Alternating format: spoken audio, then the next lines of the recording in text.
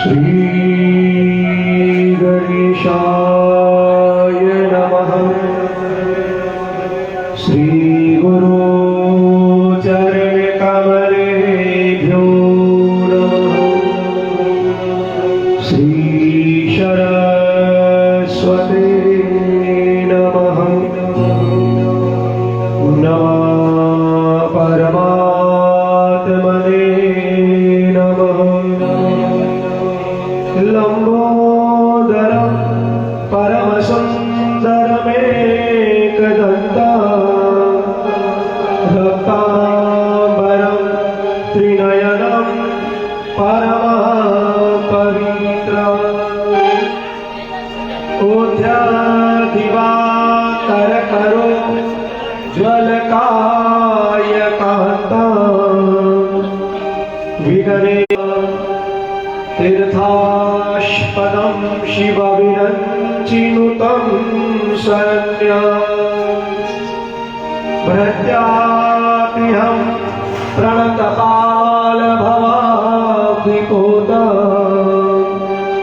वन्दे महापुरुषते चरणारविन्दम्।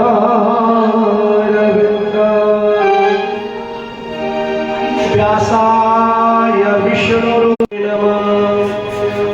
अपनी वाणी को पवित्र करते हुए 2 घड़ी मात्र परमात्मा के नाम का संकीर्तन, उसके पश्चात श्रीमद् भागवत महापुराण ज्ञान गंगा में तृतीय दिवस में शरणम हरि शरणम बोलो हरि शरणम हरि शरणम हरि शरणम हरि शरणम राम शरणम राम शरणम राम शरणम सीताराम शरणम राम शरणम सीताराम शरणम श्याम शरणम जय हो श्याम शरणम श्याम शरणम राधे श्याम शरणम राम शरणम राम शरणम श्याम शरणम राधे श्याम शरणम देव शरणम देव शरणम देव शरणम महादेव शरणम देव शरणम देव शरणम देव शरणम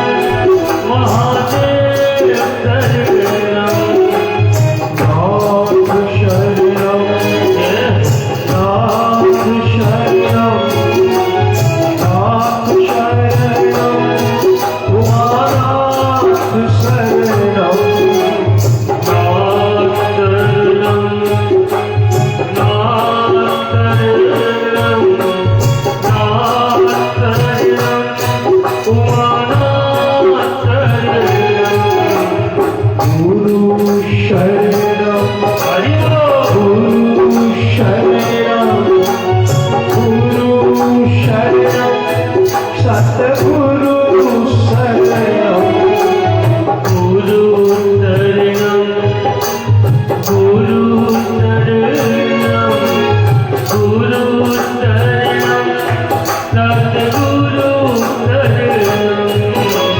ऋषि शरणम जय हो ऋषि शरणम ऋषि शरणम सप्तऋषि शरणम ऋषि शरणम ऋषि शरणम ऋषि शरणम सप्तऋषि शरणम हरि शरणम हरि शरणम हरि शरणम बोलो हरि शरणम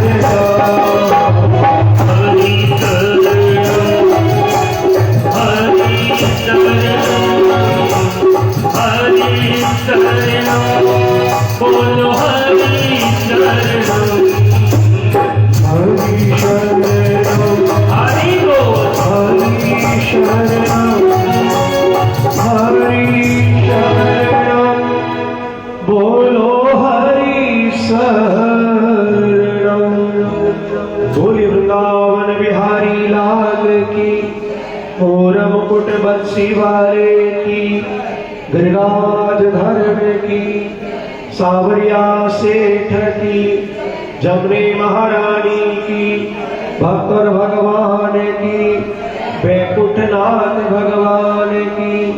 जय जय श्री राधे, जय जय श्री राधे, जय जय श्री राधे श्याम।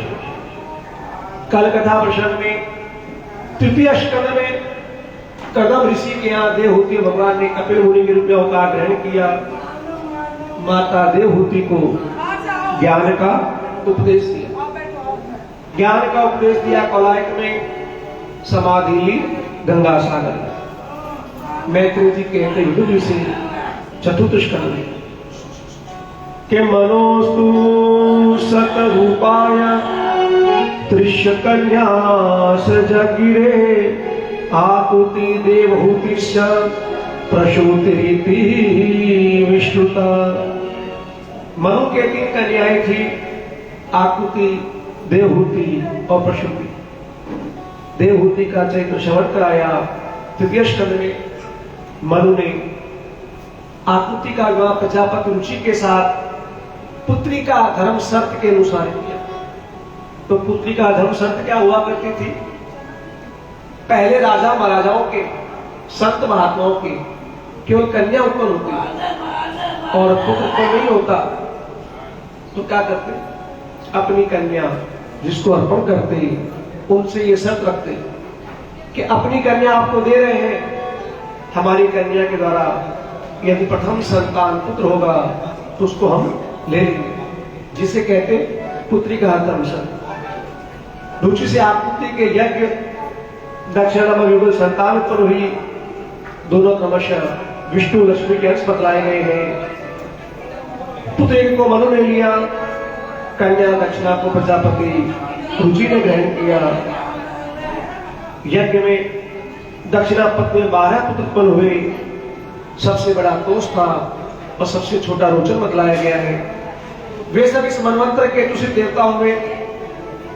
कल कथा बताया देवहूति की 9 कन्याओं का विवाह 9 ऋषियों के साथ हुआ। ब्रह्मा के प्रथम पुत्र मरीचि की पत्नी कला ने कश्यप और पूर्णिमा नामक 2 पुत्रों को उत्पन्न किया। कश्यप जी के वंश का वर्णन 6ठे स्कंद में बताया जाएगा।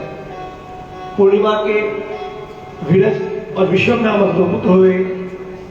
एक कन्या हुई देवकुल्या। यही कन्या भगवान के चरण धोने का दूसरे जन्म में गंगा के रूप में अवतरित हुई। दूसरे पुत्र अत्रि की पत्नी अनुसुया ने 3 पुत्रों को उत्पन्न किया, सोम, दत्तात्रेय, ऋषि दुर्वासा। ये तीनों ब्रह्मा विष्णु महेश के अंश बतलाए गए हैं। जैसी कथा सुनाई, राजा परीक्षित ने पूछा, महाराज ये बताइए, एक ही संत महात्मा के यहाँ तीनों देवता पुत्र बनकर क्यों आए? कहते महाराज,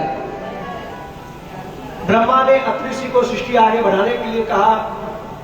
उनका संकल्प था कि जो सारे संसार का अधीश्वर है, मैं उसकी शरण में हूं, वो अपने समान मुझे पुत्र दे। तपस्या परिपूर्ण हुई। तीनों देवता पहुंच गए वरदान देने के लिए। जो इच्छा वरदान मांगो, जो इच्छा वरदान मांगो।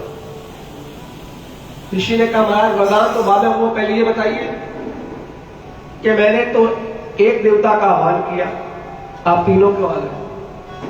तीनों देवताओं ने कहा, जिस एक तत्व का तुम ध्यान करते हो वो एक तत्व उन तीनों में समान रूप से विराजमान है। श्रीमद् भागवत के द्वारा व्यास जी ने भक्तों को बार बार दर्शाया है कि ब्रह्मा विष्णु महेश में कोई फर्क नहीं है। ये फर्क हमने और आपने बनाया। भगवान ने यहां तक कह दिया कि जो ब्रह्मा विष्णु महेश में फर्क रखेगा, जागृत अवस्था तो बहुत दूर की बात है, वो मुझे स्वप्न में प्राप्त नहीं कर सकता। इसलिए हम तीनों तुम्हारे यहाँ पुत्र बन करके आएंगे और तुम्हारे यश की रक्षा करेंगे। तुमने जो प्रश्न किया, तीनों देवता के आने के कारण बुलाया। तो विष्णु की लक्ष्मी, ब्रह्मा की ब्रह्माणी और शिव की सती, तीनों को प्रतिव्रता का बड़ा अहंकार था और सती अनुसुया के प्रतियोगिता धर्म की चर्चा सारों संसार में फैली हुई थी। भगवान ने बोले तो शुरुआत पहले घर से ही करते हैं, इसलिए क्या कहा, खुद पर अनुशासन और फिर दूसरे पर शासन। सारे संसार को तो आप नहीं बदल सकते, खुद पर अनुशासन फिर दूसरे पर शासन। कहा महाराज, नारद जी को बुलाया, नारद जी ऐसी कोई लीला कीजिए, तीनों का अहंकार दूर कीजिए, जैसे भगवान आपकी इच्छा। बिना बजाते हुए चल दिए नारद जी। सबसे पहले लक्ष्मी गया, लक्ष्मी ने खूब स्वागत सत्कार किया महाराज। क्यों नारद जी, सब कुशल मंगल है कि भैया चारों तरफ आनंद ही आनंद है, और अभी तो सारे संसार में एक ही चर्चा है सती अनुसुया के प्रतिव्रता धर्म की। क्यों, मैं प्रतिव्रता नहीं कि माता आप भी हो, वो थोड़ी ज्यादा है। नारद जी ने अपना काम किया, ब्रह्मलोक में गए, ब्रह्माणी से वही बात, कैलाश पर्वत में गए, सती ने एक मोदक लड्डू दिया, लीजिए महाराज। नारद जी ने भोग लगाया। सती ने पूछा, महाराज मोदक कैसा बना? ये बहुत मीठा है। लेकिन जो सती अनुसुया के मोदक खा के हैं वो ज्यादा मीठा है। क्यों? उसमें प्रतिव्रता धर्म का प्रेम मिला है। तो मैं प्रतिव्रता नहीं हूं कि माता आप भी हो, वो थोड़ी ज्यादा है। हम भी पूछते हैं ना पंडित रसोई किसी, जब भी अनुष्ठान करते पूछना भी चाहिए, एक दिन नहीं पूछना चाहिए। जिस दिन पितरों का श्राद्ध करते हो, तर्पण करते हो, उस दिन जिस गुरु महाराज को, ब्राह्मण देवता को भोजन कराते हो, उस दिन से मुझसे नहीं पूछना चाहिए पंडित जी रसोई कैसी बनी। न फर्क आपको पड़ा, न फर्क भोजन करने वालों को पड़ा। फर्क किसको पड़ता है? जिसकी हम तिथि मनाते हैं।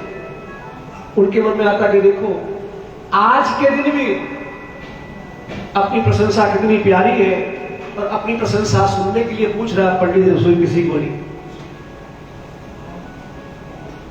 उस दिन कम से कम ध्यान रखना चाहिए, नहीं पूछना चाहिए। और दूसरा, यहां तो देख लिया व्यास जी ने, तो बोलने की आवश्यकता नहीं पड़ती, कभी कभी बोलना पड़ जाता है, यहां बोलने की आवश्यकता नहीं पड़ी।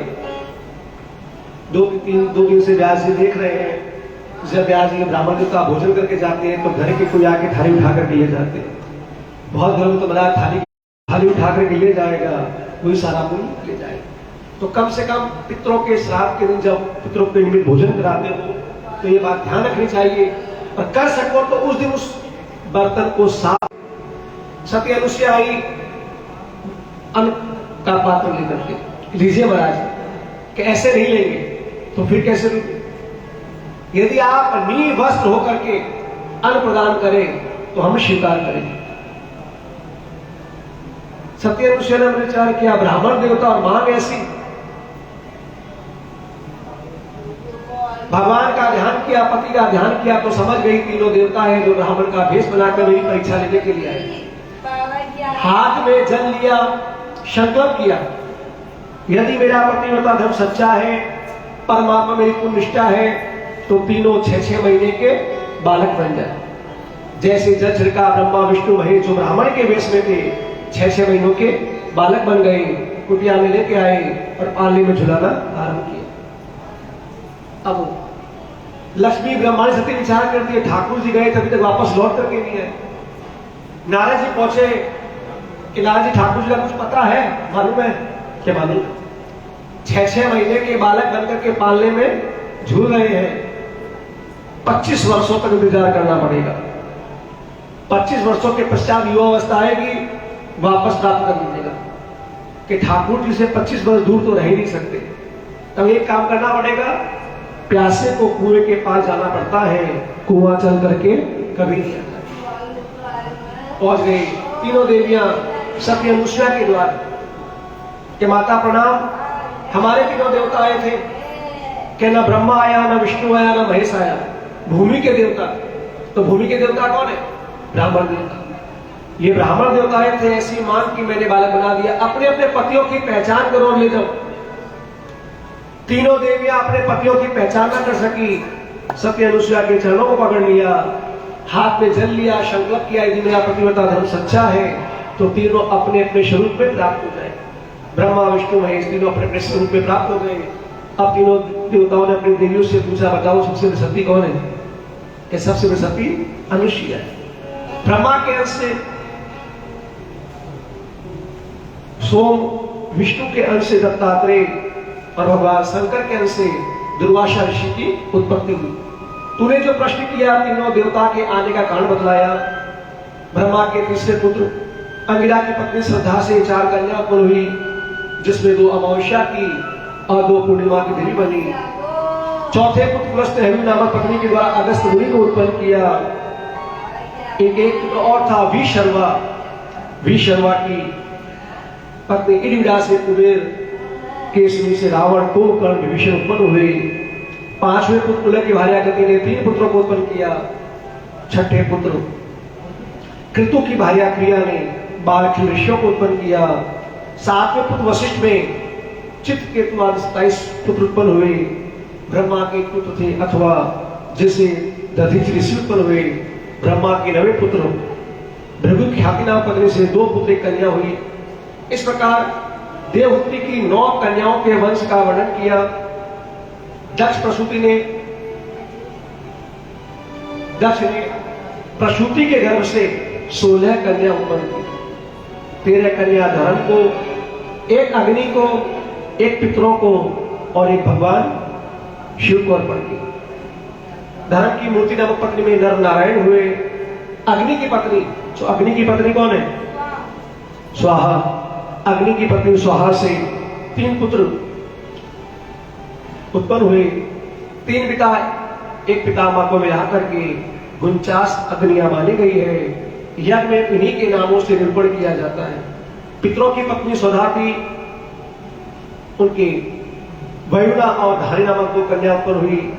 भव की पत्नी सती को कोई संतान उत्पन्न नहीं हुई, क्योंकि अपूर्ण अवस्था में योग के द्वारा सती ने शरीर का त्याग किया। कई कथा में आता है, सुनने में भी आता है, सती यज्ञ कुंड में कूद गई। नहीं, सती यज्ञ कुंड में नहीं कूदी, अपने शरीर पे अग्नि प्रज्वलित की और अपने शरीर का नाश किया। राजा परीक्षित ने पूछा, महाराज दक्ष ससुर, सती कन्या और भगवान शिव जमाता जमाई, तो तीनों में ऐसी क्या बात आ गई? इतना झगड़ा हो गया कि भगवान शंकर को, सती को अपने प्राण भी त्यागने पड़ गए। ऐसी क्या बात हुई? कहते महाराज, एक समय प्रजापतियों का विशाल दरबार लगा हुआ था। सभी देवता संत महात्मा विराजमान थे। दक्ष सभा में आया। जैसे ही दक्ष सभा में आया, सबके सब खड़े हुए स्वागत सत्कार किया। केवल ब्रह्मा और भगवान शंकर खड़े नहीं हुए। ब्रह्मा खड़े क्यों नहीं हुए? क्योंकि पिता थे। लेकिन भगवान शंकर ने हाथ जोड़ करके, सिर झुका करके अपने आसन से हिल डुल करके स्वागत सत्कार किया, लेकिन दक्ष वो स्वागत देख नहीं सकता। जैसे दृष्टि पड़ी भगवान शंकर पर कि देखो आश्चर्य की बात है, मैं ससुर और ये जमाई, बाणी से मेरा सत्कार नहीं किया, ना मेरे स्वागत सत्कार में खड़ा हुआ है। आज के बाद यज्ञ में शिव का भाग न हो। भगवान शंकर को सुन कहने लगा, वह नंदीश्वर विराजमान था। नंदीश्वर ने कहा, महाराज कि जिस मुख से इसने भगवान शंकर को हम शब्द कहे हैं, वो मुख इसका बकरे का हो गया। तो श्राप भी किसका दिया? बकरे का। क्यों दिया? क्योंकि दक्ष एक ही काम करता था, मैं, इसलिए श्राप दिया बकरे का। जब श्राप दिया, भृगु ऋषि बैठे हुए थे, उन्हें वापस ही भक्तों को श्राप दिया कि शिव व्रत को धारण करने वाले वान मार्ग में प्रवेश करे, जटा मंडल धारण करे। तो देखिए, जो भोलेनाथ के भगत होते हैं ना, थोड़ी बहुत सिद्धि उनके चलती है। सिद्धि यानी भांग। जो भोलेनाथ के भगत होते हैं, थोड़ी बहुत सिद्धि उनके चलती है। और नहीं तो कम से कम सावन में एक बार, शिवरात्रि में एक बार राई के दाने बराबर ही लो, लेकिन महाराज प्रसाद तो ले। तो वरदान समझिए, चाहे आशीर्वाद समझिए, चाहे श्राप समझिए। परस्पर एक दूसरे को श्राप दिया, सभा का त्याग करके चले आए। भगवान शंकर ने यह बात सती को नहीं बतलाई। क्यों नहीं बतलाई? क्योंकि मैंने विचार किया सती का हृदय बड़ा कोमल है, सती इतनी बड़ी बात सहन नहीं कर पाएगी। धीरे धीरे से व्यतीत होता गया। एक समय ब्रह्मा जी ने दक्ष को सभी प्रजापतियों का अधिपति बना दिया। अब अहंकार और बढ़ गया। बृहस्पति शर्मा नामक यज्ञ आरंभ किया। कहते ना पहले करेला था, नीम और चढ़ गया, अहंकार और बढ़ गया। बृहस्पति शर्मा नामक यज्ञ आरंभ किया। अपनी सारी कन्याओं को निमंत्रण दिया, 15 कन्याओं को निमंत्रण दिया। एक निमंत्रण नहीं गया तो केवल भगवान शिव के पास। आकाश मार्ग विमान जा रहे, सब उसकी चर्चा कर रहे हैं यज्ञ की। इतना सुंदर यज्ञ होगा, हमको दर्शन करने का सौभाग्य प्राप्त होगा। सती के कानों में आवाज आई, सती आई भगवान शंकर के पास। शब्दों पे ध्यान दीजिएगा। सती ने भगवान शंकर से क्या कहा, हे भोलेनाथ, आपके ससुर क्या यज्ञ हो रहा है? क्या कहा? आपके ससुर के यहाँ। ये नहीं कहा कि मेरे पिता के यहाँ हो रहा है, आपके ससुर क्या यज्ञ हो रहा है। यदि आपकी इच्छा हो तो हम चले, माता से बहनों से मिल भी लूंगी और यज्ञ का दर्शन भी हो जाएगा। भगवान शंकर ने वापस जवाब दिया, सती मुझे पता है तेरे पिता क्या यज्ञ हो रहा है। भगवान शंकर ने जवाब वैसे ही दिया कि मुझे पता है तेरे पिता क्या यज्ञ हो रहा है, लेकिन हमारे पास निमंत्रण नहीं है। और निमंत्रण क्यों नहीं है उसका कारण सुन ले। मैंने स्वागत सत्कार किया, प्रणाम भी किया सिर झुका करके, लेकिन दक्ष उस स्वागत को देख नहीं पाए। कोई बात नहीं, हो सकता है पिता काम में व्यस्त था, कहना भूल गया, तो कोई बात नहीं है। 3 जगह ऐसी है जहां बिना बुलाए चले जाना चाहिए। सती ने कहा 3 जगह ऐसी है जहां बिना बुलाए चले जाना चाहिए। भगवान शंकर ने कहा सती बता दे 3 जगह कौन सी है। स्वागत सत्कार भी किया, एक सिंहासन दिया, लेकिन सिंहासन में बैठी नहीं। क्यों नहीं बैठी? क्योंकि पिता ने वैसा स्वागत सत्कार किया नहीं था। यह मंडप पे दृष्टि पड़ी, सभी देवताओं के भाग देखे, वीरभद्र उत्पन्न हुआ। भगवान क्या कहे कि दक्ष का यज्ञ विध्वंस कर दे। आंधी तूफान की तरह दौड़ता हुआ आया, सारे यज्ञ को नष्ट करेगा। दक्ष को मारने का 12 प्रयत्न किया, मार न सका। भगवान का ध्यान किया कि मरोड़े से ही ये मृत्यु को प्राप्त होगा। मस्तक मरोड़ करके, अग्नि में आवन करके, सारे यज्ञ को विध्वंस करके चलाए। इस यज्ञ में ब्रह्मा और विष्णु दोनों ही नहीं आए, क्योंकि उनको पता था यज्ञ परिपूर्ण नहीं होगा। के लज्जा सबकी राखियो, विष्णु बेलन के असवार। के शिव जी बड़े दयालु हैं और अलख है आपको नाम, कि ऐसे घट में विराजियो, के बाबा पूर्ण करियो का। वो तेरा पल पल बीता जाए, मुख से जप ले नमः शिवाय।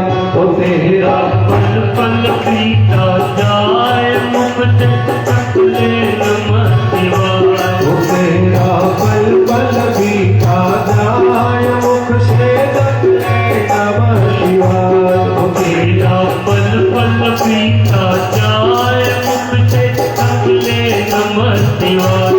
ओम नमः शिवाय, ओम नमः शिवाय, ओम नमः शिवाय, ओम नमः शिवाय।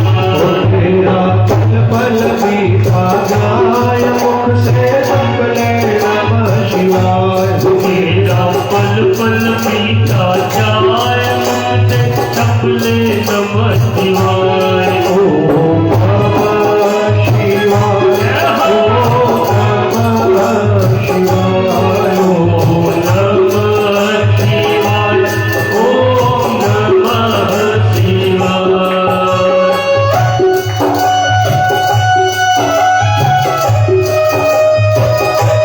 बोलो बाबा भूतनाथ की।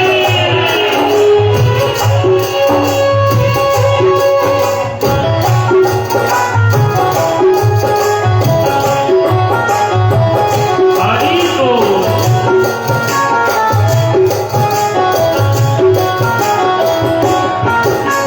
शिव शिव तुम हृदय से बोलो, शिव शिव तुम हृदय से बोलो, शिव शिव तुम हृदय कैसे बोलो, शिव शिव तुम हृदय से बोलो, मंदिर का पर्दा खोलो, मंदिर का पर्दा खोलो, अवसर थाली बजाय मुख से जप ले नमः शिवाय।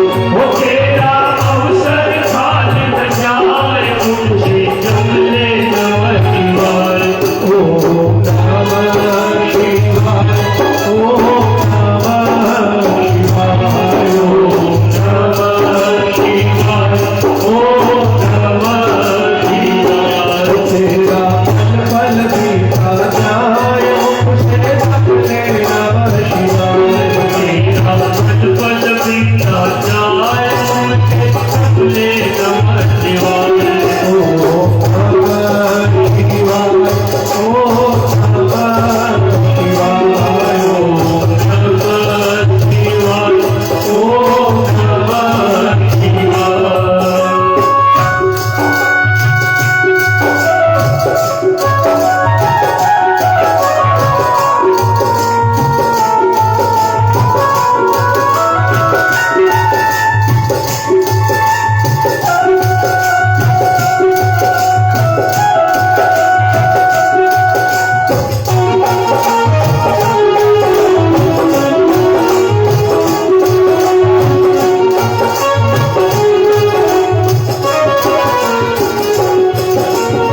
ये दुनिया पंछी का मेला, ये दुनिया पंछी का मेला, ये दुनिया पंछी का मेला, ये दुनिया पंछी का मेला। समझो उड़ जाना है अकेला, समझो उड़ जाना है अकेला। तन मन साथ न जाए मुख से जप ले नमः शिवाय। और तेरा तन मन साथ न जाए मुझसे जप ले नमः शिवाय। ओम नमः शिवाय, ओम नमः शिवाय, ओम नमः शिवाय, ओम नमः शिवाय। तेरा पल बीता जाए मुख से जप ले नमः शिवाय। वो तेरा पल बीता जाए मुझे जप ले नमः शिवाय। ओम नमः शिवाय, ओम नमः शिवाय, ओम नमः शिवाय, ओम नमः शिवाय।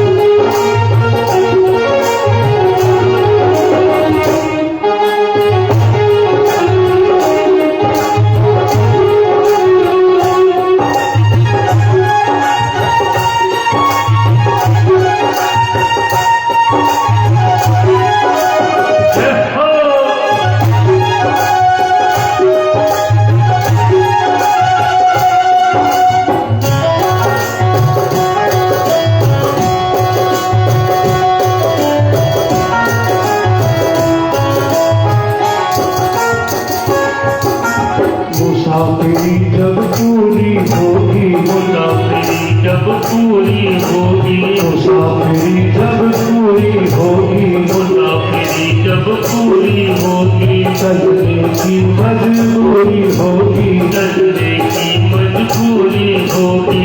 इतना प्राण रह जाए मुख से जप ले नमः शिवाय। वो तेरा पिंजरा प्राण रह जाए मुझे जप ले नमः शिवाय। ओम नमः शिवाय, ओम नमः शिवाय, ओम नमः शिवाय, ओम नमः शिवाय। तेरा पल बीता जाए मुख से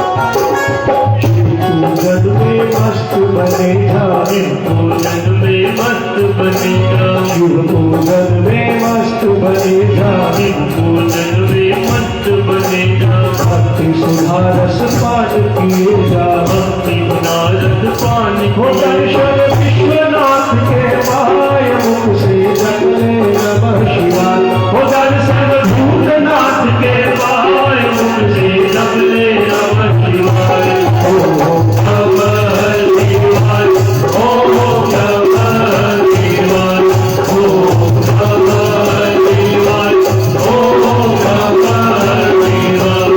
पीताम्बर पीता जाय मुख से जगले नमः शिवाय, तेरा पल पल पीता जाए मुख से जपने नमः शिवाय, ओम नमः शिवाय, ओम नमः शिवाय, ओम नमः शिवाय, ओम नमः शिवाय।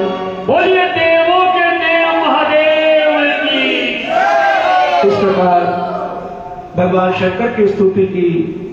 भगवान शंकर बड़े प्रसन्न हुए कि ब्रह्मण देवता न तो किसी के दोष देखता हो, न ज्यादा उस पर ध्यान देता हो, लेकिन एक दंड का नियम बनाया हुआ है। दंड का एक नियम जरूर बनाया हुआ है। आप जैसा को वैसा करने को तैयार हो, दक्ष का मस्तक बकरे का हो जाए। भगवान शंकर आए, एक बकरे का मस्तक काटा गया, दक्ष के शरीर पे रखा, जीवित होकर के बैठ गया, अपने सामने भगवान शंकर को देखा, पश्चाताप किया। भगवान विष्णु प्रकट हुए, यज्ञ को परिपूर्ण कराया। भगवान विष्णु ने सभी देवताओं से कहा, जैसे मनुष्य अपने हाथों पैरों में कोई फर्क नहीं रखता, वैसे तीनों देवताओं में कोई फर्क नहीं है। तो देखिए, ये बात श्रीमद् भागवत महापुराण में तो नहीं बतलाई, परंतु मानस में, रामचरितमानस में बताया गया है कि भगवान शंकर ने स्वयं की इच्छा से सती का त्याग कराया, स्वयं की इच्छा से। जब सीता का हरण हुआ, राम वन में हे सीते, हे सीते, हे सीते की पुकार कर रहे थे। शिव और सती जा रहे थे। भगवान शंकर ने सती से कहा, देख ये मेरे स्वामी मर्यादा पुरुषोत्तम राम है। सती ने कहा, महाराज ये काहे कि मर्यादा पुरुषोत्तम राम है, ये तो साधारण प्राणी की तरह हे सती, हे सती, हे सती की पुकार कर रहा है। परंतु सती के मन में वही भाव थे। फिर भगवान शंकर ने कहा, देख सती, कोई ऐसा ऐसा काम मत कर देना, तू परीक्षा लेने के लिए चल जाए। मना किया, लेकिन कहते हैं जिसको मना कर दो वो काम पहले करेगा। सती भगवान राम की परीक्षा लेने के लिए आई। सती ने क्या किया, अपने शरीर पर सीता का रूप धारण किया, सामने आ गए। जैसे भगवान राम की दृष्टि पड़ी, समझ गए, तुरंत का माता प्रणाम। आज अकेले दिखाई दे रही है, भगवान शंकर नहीं है। पश्चाताप हुआ, वापस लौट करके आई, लेकिन बात भगवान शंकर को नहीं बताई। भगवान शंकर समझ गए कि इसने अपने शरीर पर मेरी माता सीता का रूप धारण किया है, इसलिए अब इस शरीर का स्पर्श नहीं करूंगा, इस शरीर का त्याग करा। भगवान शंकर लीला रची, सती को श्राप लगवाया, वापस दोबारा सती ने जन्म लिया। हेमाचल के यहाँ मैनावती में पार्वती के रूप में सप्त ऋषियों ने सगाई कराई। देखिए, कोई किसी की सगाई नहीं कराते, सब निमित्त मात्र रखते। राम आया है तो सीता को आना पड़ेगा, श्याम आया है तो रुक्मणी को भी आना पड़ेगा। हम और आपके लिए निमित्त मात्र है कि फलाने ने फलाने की सगाई करा दी। पहले बंधु बांधव, घर के लोग, ब्राह्मण देवता, संत महात्मा, गुरुजन आगे बढ़ चढ़ के इस काम में हिस्सा लिया करते थे। आज का सब इस काम से पीछे भाग रहे। क्यों भाग रहे? उसका कारण समझने का प्रयत्न कीजिए। आपने किसी की सगाई करा दी, वो सातों प्रकार के सुख भोग रही है, तो आप क्या कहोगे? मोरी बच्ची का भाग्य था, हमारी कन्या के भाग्य में लिखा हुआ था, महाराज आपका इसमें कोई योगदान नहीं। लेकिन यदि आपने किसी की सगाई कराई और कन्या को भूल से छींक भी आ गई, तो सबसे पहले किसको याद करते हैं? तो सबासी किसी और की, और बोलवा आप लोग तो भैया ऐसा काम कौन करेगा, सब इस काम से पीछे जाए। सप्तऋषियों से राय कराई, शर्त रखी, शर्त ये रखी कि वर बन करके बारात लेकर के आना पड़ेगा। भगवान शंकर ही बारात वर बन के गए। कोई बारात हजारों में एक, कोई लाखों में एक, कोई करोड़ों में एक। भगवान शंकर की बारात दुनिया में एक थी। सब घोड़ी पर, भगवान शंकर बैल पर। सबके गले में पुष्पों की माला, भगवान के शंकर के गले में सर्पों की माला, हाथ में डमरू भस्मी, भूत प्रेत पताल सब बराती सब घोड़ी पे सामने मुख करके बैठते हैं, भगवान शंकर नंदी पर पीछे मुख करके। ऐसी बात आधे नगर पहुंची। नगर की स्त्री जाकर के मैनावती से कहा, ऐसी बाराती दरबार में आएगी ना तो पता लगेगा, स्वागत के लिए आप ही खड़ी हो। दौड़ करके आई, प्रार्थना की, सुंदर रूप धारण किया पार्वती के रूप में और पार्वती को प्राप्त किया। सती ने पार्वती के रूप में अवतार ग्रहण किया, जन्म भी कहा लिया हिमालय के। क्यों? झगड़ा कहां से शुरू हुआ था? एक सिर नहीं झुकाया, इसलिए झगड़ा हुआ था ना। तो अब की तो जन्म वहां होगी जिसके आगे सब सिर झुका करके खड़े होते। तो हिमाचल के मैनावती ने पार्वती के रूप में अवतार ग्रहण किया, वापस भोलेनाथ को प्राप्त किया। कहते महाराज, मनु के दो पुत्र थे, प्रियव्रत और उत्तानपाद। उत्तानपाद की दो रानियां थी, एक सुनीति और दूसरी सुरुचि। जो अपने पूरे जीवन काल में नीति की बात करती है वो तो सुनीति है, और जो केवल अपनी रुचि के अनुसार ही बात करती है वही संसार में सुरुचि है। सुनीति जिसका एक बालक था ध्रुव 5 वर्ष का। राजा को न तो सुनीति इतनी प्रिय थी न वो बालक, लेकिन बालक के मन में एक इच्छा थी कि मुझे पिता की राजगद्दी मिले और पिता की ये गोद मिले। लेकिन सुरुचि के भय से न तो गोद में बैठाता न राजगद्दी पर 5 वर्ष का बालक था, हट एक ही था, ये राजगद्दी। एक दिन सुरुचि दूर दूर तो दिखाई नहीं दे रही थी और राजा ने अपनी गोद में बालक को बैठाया। जैसे ही बैठाया सुरुचि आ गई। सुरुचि के भय से, डर से अपनी गोद से नीचे उतार दिया। लेकिन दृष्टि पड़ गई सुरुचि की, बालक ध्रुव के पास आई कि बालक, तूने दूसरी माता के उदर से जन्म लिया है, पहले भगवान से प्रार्थना कर दोबारा जन्म मिले मेरे उदर से तो तुझे गद्दी मिलेगी। मन बड़ा दुखी हुआ, रुदन करता हुआ माता सुनीति के पास आया। सुनीति ने पूछा, क्या बात है बेटा? कैसी सी बात है? क्यों? मैं तुझे कोई बात कहता हूं तुझे बुरा लगता है? तो आज क्यों लगा? जैसे मैं माता हूं वैसे वो भी तो माता ही है। क्या माता? सुरुचि माता ने ऐसे वचन के इसलिए कष्ट नहीं हुआ, दुख नहीं हुआ। उससे ज्यादा कष्ट क्या हुआ? पिता वही खड़ा था, उसने भी कुछ नहीं कहा। अब तो बस आशीर्वाद दे और बस परमात्मा की प्राप्ति हो कि बेटा तेरी उम्र 5 वर्ष की है। अब राज 5 वर्ष की उम्र में तपस्या करना बड़ा कठिन है कि बस सुरुचि माता ने ऐसे कठोर वचन कहे हैं, उपदेश क्षमता नहीं है, बस आशीर्वाद दे दे। आशीर्वाद दिया, गुरु जी बाहर निकल गए। जैसे मारे पहुंचे, विचार किया कि भाई न तो किसी देवता का नाम मालूम है, न कोई मंत्र जप मालूम है, न किसी का ध्यान मालूम है, परंतु निकल तो गए। परंतु चलता जा रहा है और गुनगुनाता जा रहा है कि मेरा ताज प्रभु से जोड़े ऐसा कोई संत मिले, मेरा ताज प्रभु से जोड़े ऐसा कोई संत मिले,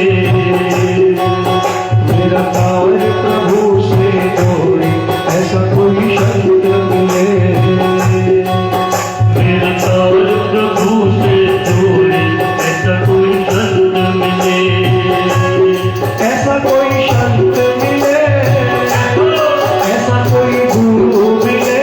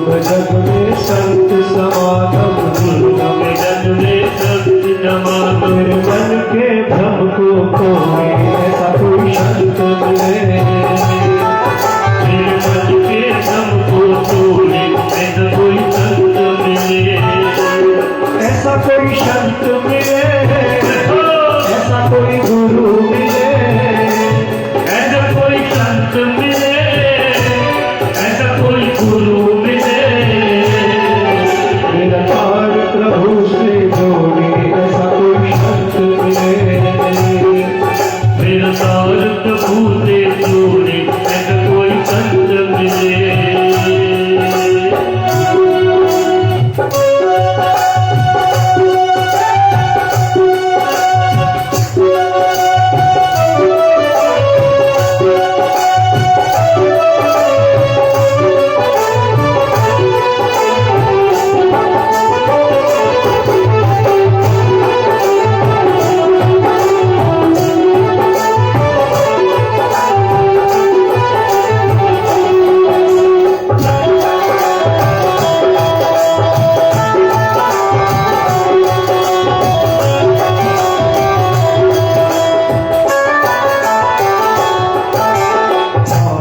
से जो दूर हटा दे, माया से जो दूर हटा दे, माया माया सब भजे, माया माया सब भजे और माधव भजे न कोई। माया माया सब भजे और माधव भजे न कोई। जो कोई माधव को भजे माया उसकी होती। क्योंकि लक्ष्मी सब जगह चंचल है। स्त्री कहां पे है? लक्ष्मी का वाहन क्या है? लक्ष्मी का वाहन उल्लू है। उल्लू पर बैठ करके आती है तो उल्लू बना करके चली जाती है। लक्ष्मी का वाहन उल्लू है। उल्लू पर बैठ करके आती है और उल्लू बना करके चली जाती है। लेकिन जब लक्ष्मी के साथ नारायण को बनाते हैं और नारायण के साथ जब लक्ष्मी आती है तो स्थिर होकर के आती है। कहते हैं लक्ष्मी के 3 रूप है, माता, कन्या, पत्नी। कहते हैं माता के रूप से लक्ष्मी हमारे पास बड़े प्रेम से रहती है। जैसे माता का स्वागत सत्कार करते हैं उसी प्रकार लक्ष्मी का स्वागत सत्कार करते हैं। कन्या रूप से भी लक्ष्मी हमारे पास रहती है। जैसे कन्या को पाल पोस के बड़ा करते हैं उसकी पहचान उसका लाल भी करते हैं। तो लक्ष्मी जैसे आती है ना वैसे जाती भी, अच्छे रास्ते से आएगी ना तो जाएगी भी अच्छे रास्ते से, और अधर्म के रास्ते से आएगी ना तो वापस जाएगी भी अधर्म के रास्ते से। अब तीसरा रूप हो गया पत्नी। तो समझने की बात है, जो व्यक्ति ये कहता है लक्ष्मी मेरी है, जो ये कहता है लक्ष्मी मेरी है, लक्ष्मी लात मारती है, तेरी कैसे हो गई? लक्ष्मी है किसकी? तो नारायण की हो तो तेरी कैसे हो गई? तेरे पास आई हूं उसका उपभोग कर और वापस विदा कर। तेरी कभी हो ही नहीं सकती, क्योंकि लक्ष्मी केवल नारायण की थी, नारायण की है और नारायण की रहेगी।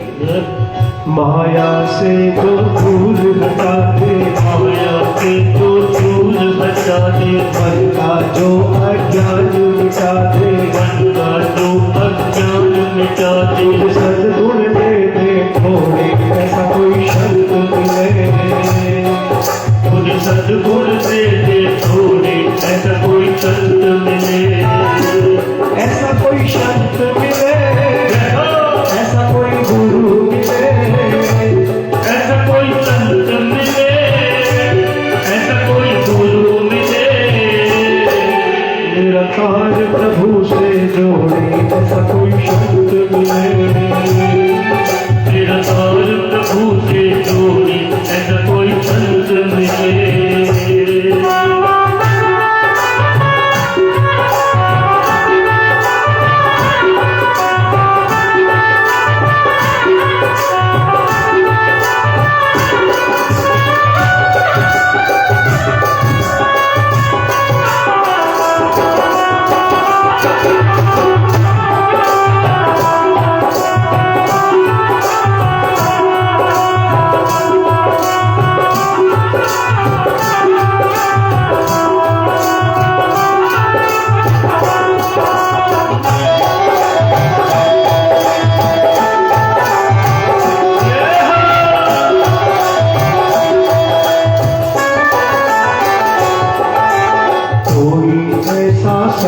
बता दे, कोई ऐसा संत बता दे, कोई ऐसा संत बता दे, कोई ऐसा संत बता दे, भवतारण की राह दिखा दे, भवतारण की राह दिखा दे, आह पकड़ना छोड़े ऐसा कोई संत मिले, मेरी बात पकड़ना छोड़े ऐसा कोई संत मिले, ऐसा कोई संत मिले, ऐसा कोई गुरु मिले, ऐसा कोई संत मिले, ऐसा कोई गुरु मिले, मेरा तार प्रभु से छोड़े ऐसा कोई संत मिले, मेरा तार प्रभु से छोड़े ऐसा कोई संत मिले, मेरा तार प्रभु से जोड़े ऐसा कोई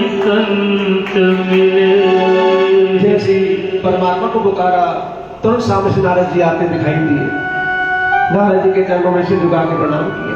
कहते ना बिन हरि कृपा मिले नहीं, तुरंत चरणों में प्रणाम किया, सारी वार्तालाप बताई। नारद जी को बड़ा आश्चर्य हुआ कि छत्री बालक का तेज का उपदेश जमता ही नहीं है, हमको तो वही महाराज बनता है जिसे परमात्मा मिलता हो कि वृंदावन में जाए यमुना के तट पर द्वादश अक्षर मंत्र का उपदेश दिया। नारद जी को प्रणाम किया, वृंदावन चल दिए। इधर नारद जी आए उत्तानपाद राजा के पास। उत्तानपाद राजा ने कहा महाराज मैं बड़ा स्त्री लंपट था जो अपने बालक को रोक न सका, वन में मेरे बालक की रक्षा कौन करेगा? कि चिंता मत कर, उसकी रक्षा तो साक्षात परमात्मा करेगा, क्योंकि जा पे कृपा राम की हुई ता पर कृपा कर ही सकते। इधर ध्रुव जी कठोर तपस्या आरंभ की, भगवान की आराधना आरंभ की। पहले तीन दिनों में कैथ और बेर खा करके 1 महीना बिताया, बाद में 6 दिनों में केवल पत्ते ग्रहण किए। अब इसे वरदान लेकर के मुक्त करता हूं। भगवान ने गरुड़ जी को बुलाया कि चल भक्त के पास चल रहा है, तो वहां गरुड़ जी को भी अहंकार आया। गरुड़ जी को अहंकार क्या आया कि मैं ठाकुर जी का वाहन हूं और मेरे बिना ठाकुर जी का कोई काम होता ही नहीं। कैसे?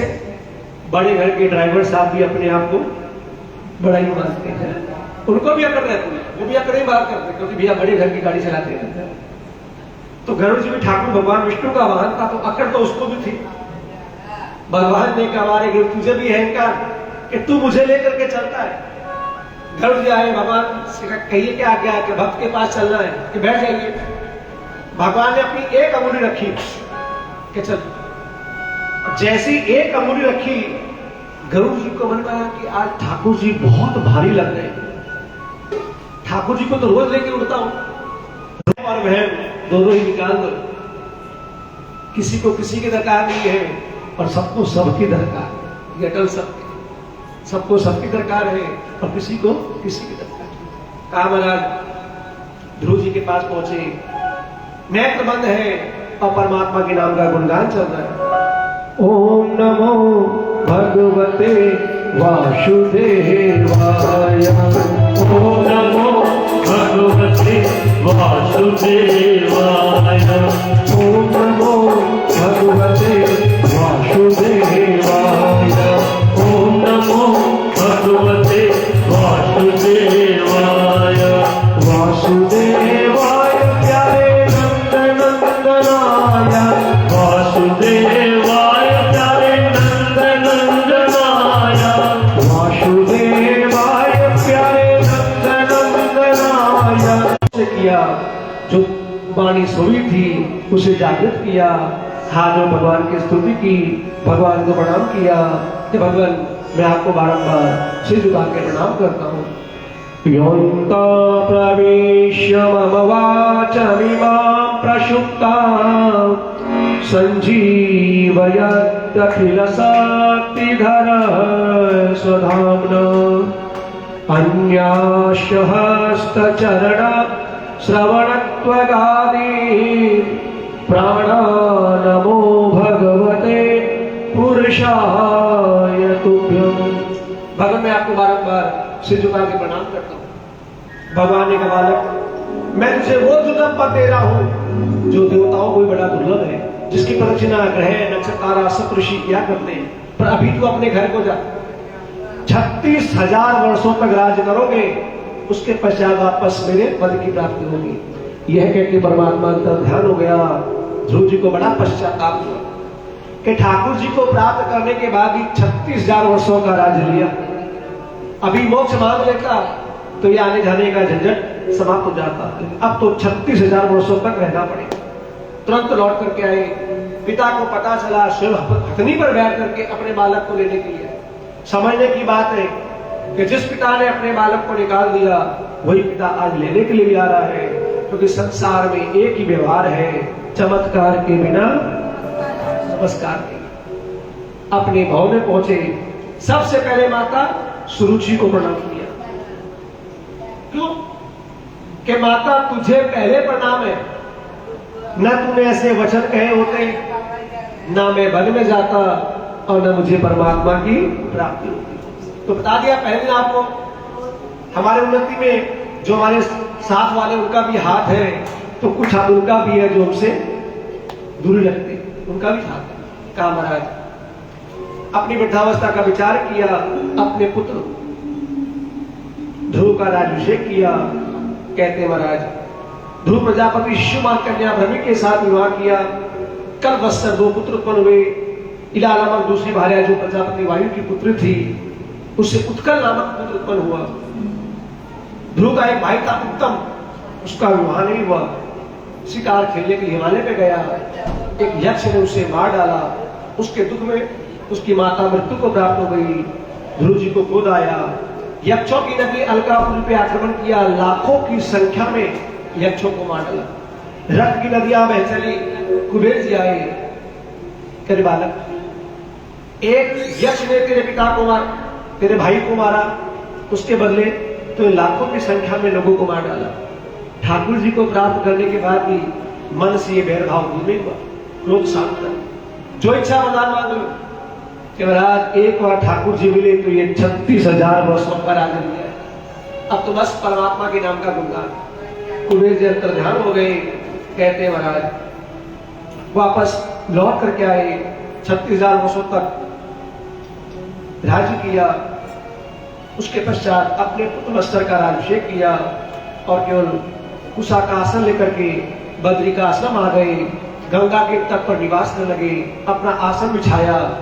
जैसी तपस्या आरंभ की, गंगा वहां बड़ा शब्द करती थी। ध्रुव जी उठ खड़े हुए, अपने आसन को उठाया। गंगा महारानी प्रकट हुई कि बालक क्या बात है, तू क्यों जा रहा है यहां से? कि इतना भाव तेरा तेज है, इतना शब्द करती है कि मुझे तपस्या में विघ्न बाधा होती है।